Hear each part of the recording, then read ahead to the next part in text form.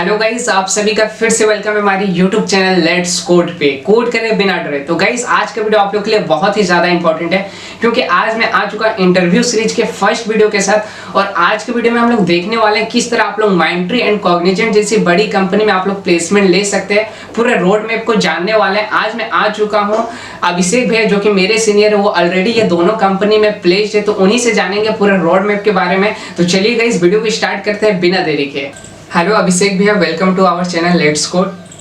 Thank you. तो भैया, जैसे कि आप ऑलरेडी प्लेस्ड है कॉग्निजेंट एंड माइंडट्री जैसी बड़ी कंपनी में, तो उसी के बारे में आज हम लोग बात करने वाले हैं कि किस तरह आपका सिलेक्शन हुआ। पूरे रोड मैप को जानने वाले हैं आप ही से। उससे पहले भैया आप अपने आप को इंट्रोड्यूस कर दें हमारे ऑडियंस के सामने। जी बिल्कुल, ठीक है, शुरू करते हैं। मेरा नाम अभिषेक सिंह, मैं बिलोंग करता हूँ झारसुगुड़ा उड़ीसा से। और मैंने अपनी engineering that is BTech life complete की है जीआईटी यूनिवर्सिटी से। और जीआईटी यूनिवर्सिटीज़ में सिटी में 8 जो सेमेस्टर्स हमने पास किए, उसमें काफ़ी सारी चीज़ें सीखने को मिली, जो कि फाइनली इस प्लेसमेंट ड्राइव जब आए तब उसमें अप्लाई करने को हमको मिला। और अपने प्लेसमेंट्स के बारे में बता दूं तो करेंटली मैं 3 कंपनीज़ में प्लेस्ड हूँ। दैट इज़ पहली है इन्वेन्यो बिजनेस सॉल्यूशंस, दूसरी है कॉग्निजेंट और तीसरी है माइंडट्री। ओके भैया, तो भैया सबसे मेन डाउट होता है जो भी अभी फर्स्ट ईयर में या फिर सेकेंड ईयर में भी जो भी स्टूडेंट है, उनका मेन डाउट होता है जो भी, जैसे कॉग्निजेंट की ही हम बात कर लें, कॉग्निजेंट या फिर माइंडट्री जैसे बड़ी कंपनी जो है एमएनसीज कंपनी है, उसमें जो सिलेक्शन का प्रोसेस में टोटल कितने राउंड्स होते हैं, वो अगर आप बता पाए, क्योंकि आप ऑलरेडी प्लेस्ड है। हाँ ज़रूर। ये जो नंबर ऑफ़ राउंड्स हैं ये कंपनी टू कंपनी वेरी करती है। हर कंपनी का अपना था। जैसे कॉग्निजेंट है तो कॉग्निजेंट में सिर्फ 2 राउंड्स ही थे टोटल, जिसमें पहले में ऑनलाइन टेस्ट में सब चीज़ इंक्लूडेड था, जो कि एफटी हो, चाहे इंग्लिश हो, चाहे कोडिंग हो, सब चीज़ पहले राउंड में था। और दूसरे राउंड में सिर्फ इंटरव्यू था। बट अगर माइंडट्री की बात करूँ तो माइंडट्री में हमने पहले राउंड में कोडिंग दिया और उसी में ही फिर एफटी रीजनिंग सब इंक्लूडेड थे। उसके बाद सेकेंड राउंड हुआ हमारा technical interview, and after that third round हुआ, जो कि फाइनल राउंड था, वो था एचआर राउंड। ओके भैया, एंड भैया तो आपका जो कॉग्निजेंट एंड माइंडट्री में मींस जो कोडिंग राउंड है, उसके बारे में अगर आप बता पाएं कि किस तरह के क्वेश्चन पूछे गए थे आप लोग को कोडिंग राउंड में आपसे बेसिकली। ज़रूर। ये भी मैं इस बात पे भी वही बोलूँगा कि ये भी डिपेंड करता है कंपनी टू कंपनी। बट अगर मैं कॉग्निजेंट के बारे में बात करूँ तो कॉग्निजेंट में 2 क्वेश्चन थे, जिसमें एक कंपैरेटिवली सिंपल था, जिसमें ज़्यादा कुछ ये नहीं था, बस लॉजिक बनाना था। बट सेकंड क्वेश्चन जो था तो उसमें हमको डेटा स्ट्रक्चर्स यूज़ करना था। और अगर C++ में कोडिंग करें तो विदाउट STL वो करना, STL यानी कि स्टैंडर्ड टेम्पलेट लाइब्रेरी, वेक्टर्स और ये सब के यूज़ के बिना वो चीज़ करना काफ़ी मुश्किल हो जाता। और यही चीज़ अगर माइंडट्री में बोलूँ तो माइंडट्री में 3 अलग अलग सेक्शंस थे। तो 3 सेक्शंस 3 डिफ़िकल्टी लेवल्स थे। पहला वाला का कुछ सिंपल था, दूसरा वाला कंपेरेटिवली थोड़ा सा हार्ड था, और तीसरे में फिर यही डेटा स्ट्रक्चर्स, वेक्टर्स, ये सब थे। ओके, मींस टोटल बोला जाए तो पूरा मिक्सचर क्वेश्चन रहता है। एक सिंपल क्वेश्चन भी रहता है, एक कंपैरेटिव लेवल के भी क्वेश्चन रहता है। ओके भैया, ओके भैया, तो इंटरव्यू में जो आपका क्वेश्चन पूछे गए तो कौन सा सब्जेक्ट से ज़्यादा क्वेश्चन पूछा गया, ये भी बहुत सारे जनों का डाउट रहता है कि कौन से सब्जेक्ट से क्वेश्चन मुझे पूछे जाएंगे ज़्यादातर। देखो ऐसा इसमें ऐसे डायरेक्टली नहीं बोल सकते ब्लंटली कि कोई पर्टिकुलर सब्जेक्ट से ज़्यादा क्वेश्चन पूछे गए। बट मैं बोलूँगा डेटाबेस जो है वो काफ़ी इम्पोर्टेंट होता है। हर इंटरव्यू में मुझे उस डेटाबेस पे क्वेश्चंस तो पूछे ही गए हैं। और दूसरा चीज़ होता है वो ऊप्स कॉन्सेप्ट, तो कॉन्सेप्चुअल क्वेश्चन सब उससे पूछे जाते हैं। ये दोनों काफ़ी मुझे लगता है कि ये दोनों मेन। ओके भैया, एंड भैया प्रोजेक्ट एंड इंटर्नशिप का क्या रोल होता है? प्लेसमेंट के टाइम में कुछ रोल होता है क्या इंटर्नशिप एंड प्रोजेक्ट का? बिल्कुल, काफ़ी बड़ा रोल होता है, बल्कि मैं तो बोलूँगा। देखो जैसे ऐसा होता है कि हम काफ़ी सारे कंपनीज़ पे ये डिपेंड करता है कि आपने कितने सारे इंटर्नशिप्स किए हैं। इंटर्नशिप्स एक्चुअली उससे पता चलता है कि आपका कितना एक्सपीरियंस है काम करने का, या फिर आपने किस तरीके से या फिर कौन कौन सी नई नई चीज़ें सीखी हैं। तो वो आपको आपके बाकी बैचमेट्स से थोड़ा अलग बनाता है। अगर आप एक इंटर्नशिप ज़्यादा किए रहो, आप एक सब्जेक्ट ज़्यादा पढ़े रहो, तो वो सब चीज़ तो मैटर करता ही है। बाकी प्रोजेक्ट्स पे क्वेश्चन पूछना कंपलसरी है। ऑल टेक्निकल इंटरव्यूज़, ऑल जहाँ पर भी टेक्निकल अगर क्वेश्चन कोई पूछ रहा है तो प्रोजेक्ट पे तो क्वेश्चन आता ही है हमेशा। मीन्स प्रोजेक्ट जो भी किए उसको अच्छा से एनालाइज करना पड़ेगा, क्योंकि क्वेश्चन टेक्निकल राउंड में उसी से आने वाली है। बिल्कुल बिल्कुल।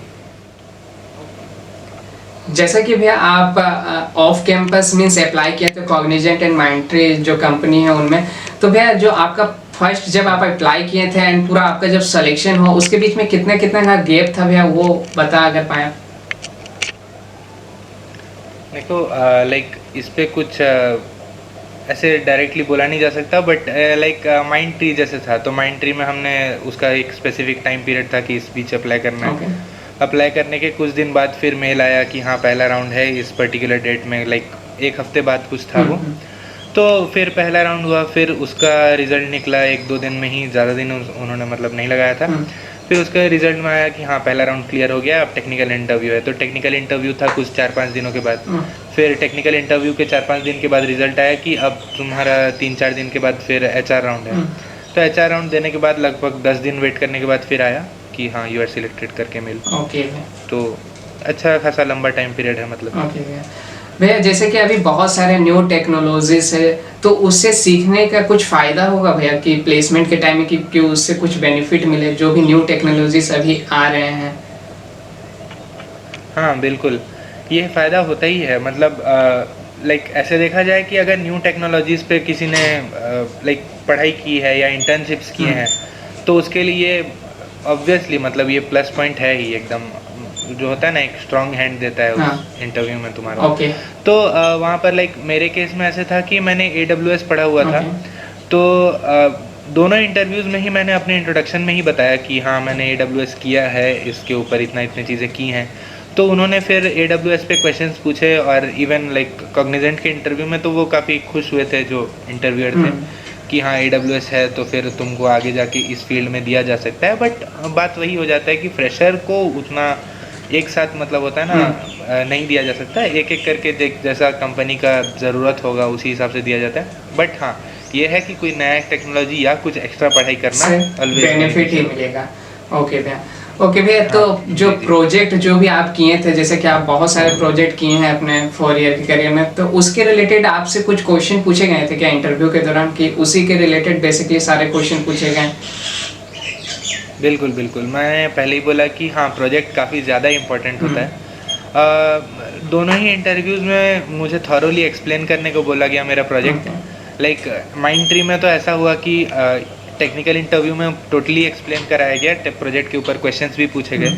और इवन फिर जब HR इंटरव्यू हुआ तो HR राउंड में भी मुझे प्रोजेक्ट्स के ऊपर क्वेश्चन पूछे गए कि किस तरह से हमने उस प्रोजेक्ट को प्रेजेंट किया था, मेरा रोल क्या था उस प्रोजेक्ट पे। तो प्रोजेक्ट के ऊपर क्वेश्चंस पूछा ही जाता है, तो प्रोजेक्ट काफ़ी इंपॉर्टेंट होता है। और भाई किस तरह के प्रोजेक्ट करने से ज़्यादा बेनिफिट होगा कोई भी स्टूडेंट को, कि इस टाइप के अगर प्रोजेक्ट करें तो ज़्यादा बेनिफिट होगा कंपनी की तरफ से, या इस टाइप का कुछ होता है क्या भैया?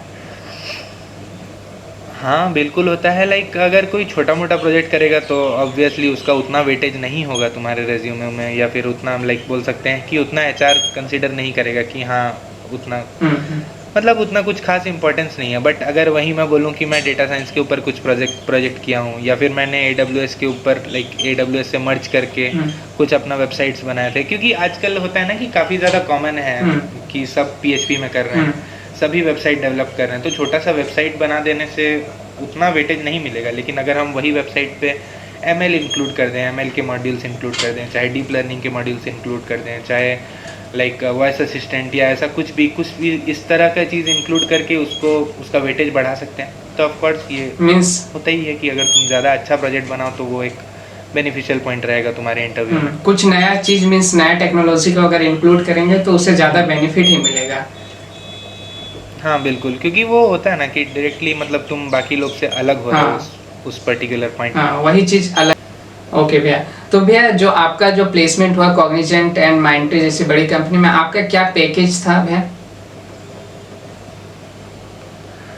पैकेज बोलूँ तो कॉग्निजेंट में पैकेज है 4.5 LPA और माइंडट्री है 4 LPA। भैया आपका कुछ सजेशन रहेगा जो भी जूनियर से जो कि अभी फर्स्ट ईयर में सेकेंड ईयर में, कि किस तरह मीन्स तैयारी करना ताकि ये बड़ी बड़ी MNCs कंपनी में प्लेसमेंट ले सके, पूरा अगर आप बता पाएँ स्टार्टिंग से क्या क्या करना पड़ेगा एज ए फर्स्ट ईयर से ही आप बता पाएँ तो वो बेटर रहेगा।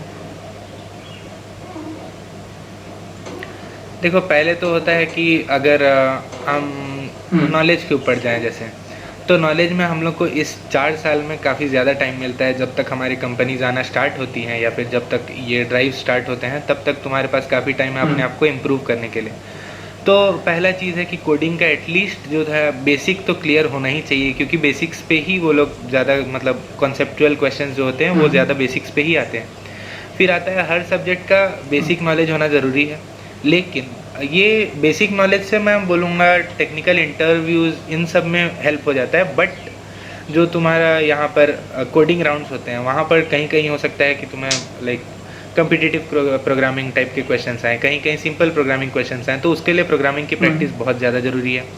और दूसरी चीज़ कि तुम्हें लाइक जिस भी एक लैंग्वेज में तुम जा रहे हो उस लैंग्वेज को होता है ना मतलब मास्टर करके रखना चाहिए। और बाकी फिर पहले लाइक फर्स्ट राउंड तो ज़्यादातर इसी तरह से होता है, MCQ, FT, reasoning, numerical ability, तो ये सब तो प्रैक्टिस करना बनता ही है। मतलब दूसरे वेबसाइट्स में काफ़ी सारे वेबसाइट्स पे फ्रीली अवेलेबल होते हैं। बट ये बेटर होगा कि अगर हम पहले से फोकस्ड रहें इस प्रॉपर लाइक पर्टिकुलर एक कंपनी के बारे में अगर हम फोकस्ड हैं, तो उसके हम प्रीवियस ईयर्स के पैटर्न, प्रीवियस क्वेश्चंस देख के हम प्रैक्टिस कर सकते हैं, तैयारी कर सकते हैं।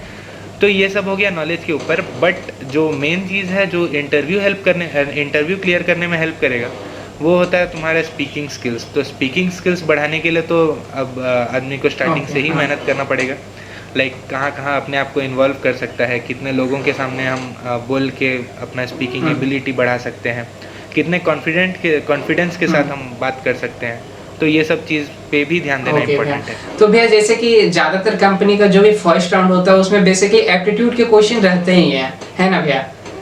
तो एप्टीट्यूड का कहाँ से तैयारी करना चाहिए वो, क्योंकि कॉलेजेस में ज्यादातर एप्टीट्यूड पे उतना ध्यान नहीं दिया जाता, तो खुद से करना पड़ता, तो वो कहाँ से करना बेटर रहेगा? इस पे लाइक जैसे मैंने पहले बोला, अगर आप किसी पर्टिकुलर कंपनी पे फोकस्ड हैं कि इस कंपनी में ही प्लेसमेंट चाहिए, तो आप गूगल पे सर्च करोगे तो काफ़ी सारे like free websites, free resources आपको मिल जाएंगे पढ़ने के लिए उस तरह के क्वेश्चंस जो उस पर्टिकुलर कंपनी में आ रहे हैं। लेकिन इन जनरल प्रिपेयर करने के लिए भी काफ़ी सारे वेबसाइट्स हैं, जैसे कि indiabix.com से मैंने प्रैक्टिस की थी। तो लाइक नॉर्मली गूगल पे सर्च करने से मिल ही जाता है ऐसे। और भैया मीन्स जब इंटरव्यू होता है तो उसमें मीन्स इंग्लिश, जैसे कि आपने बताया कि कम्युनिकेशन पे भी ध्यान देना चाहिए, तो इंग्लिश का भी उतना ही इम्पोर्टेंट है भैया, है ना? ओके भैया, तो थैंक यू सो मच भैया for coming to our channel. Thank you भैया। ओके, थैंक यू और बहुत thank you so much, it's my pleasure भैया आप आए हमारे चैनल पे। Thank you. Okay, thank you. तो गाइस, अगर आप भी कोई कंपनी में प्लेस्ड है और आप लोग हमारे इंटरव्यू सीरीज में आना चाहते हैं, तो आप लोग को डिस्क्रिप्शन बॉक्स पे एक लिंक मिल जाएगा, जहां से आप लोग उस फॉर्म को फिलअप करने के बाद आप लोग भी आ सकते हैं हमारे इंटरव्यू सीरीज में। एंड गाइस, जो भी इंटरव्यू रिलेटेड क्वेश्चन जो भी पूछे जाते हैं जो भी MNCs कंपनी में, उसके रिगार्डिंग हम लोग एक हेल्प कर सकते हैं दोस्तों। technorj.com में कुछ ही दिनों में आप लोग को सारे इंटरव्यू क्वेश्चन आप लोग को देखने के लिए मिलेगा, जिसके थ्रू आप लोग प्रिपरेशन कर सकते हैं बहुत ही इजीली। सारे अलग अलग कंपनी के जो भी इंटरव्यू में क्वेश्चन पूछे जाते हैं वो सारे क्वेश्चन आप लोग को technorj.com में मिल जाएगी। कुछ ही दिनों में उस पर काम अभी चल रहा है, तो होप करता हूँ वीडियो आप लोग को पसंद आई होगी। इससे अगर आप लोग को थोड़ी भी बेनिफिट मिलती है इस वीडियो से, तो आप लोग जरूर इस वीडियो को लाइक करें, अपने दोस्तों के साथ शेयर करें। मिलता हूँ नेक्स्ट वीडियो में, तब तक के लिए bye bye, have a nice day.